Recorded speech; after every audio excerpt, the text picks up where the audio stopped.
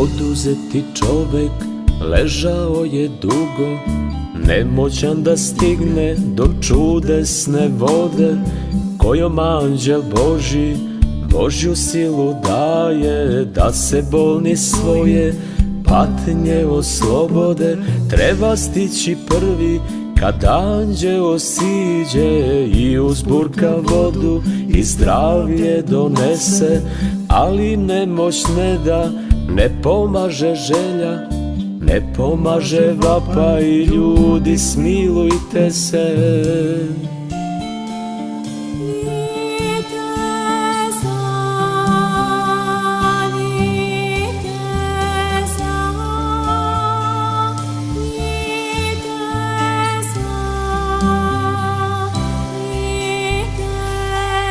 Vere i nade, nemoćni bolesnik ležao je mirno i strpljivo čekao, a jednoga dana došao je čovek, blago ga pogleda, prišao i rekao: želiš li da budeš zdrav? Veruješ li da to može biti? Predaj mi se sam, ja te mogu isceliti. Ja sam večna Božja reč, kojom Bog sve ljude vodi. Opraštam ti greh, ustani i u zdravlju hodi.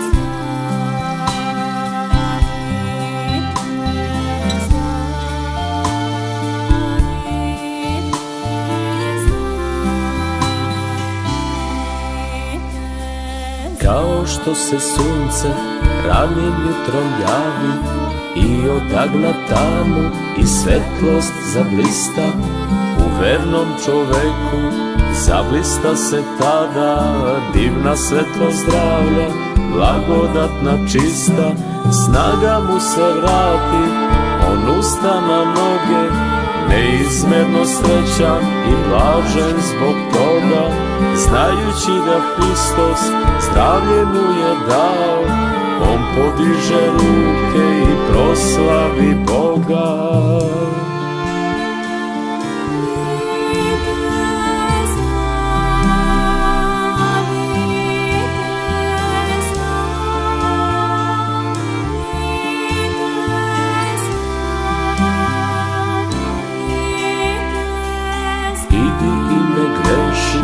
Greh bolest nosi, reče mu na kraju lekar što sve leči, do kraja života, do najvećeg blaga, blagodarni čovek sećao se reči: želiš li da budeš zdrav? Veruješ li da to može biti? Predaj mi se sam, ja te mogu isceliti. Ja sam večna Božja reč, kojom Bog sve ljude vodi. Opraštam ti greh, ustani i u zdravlju hodi.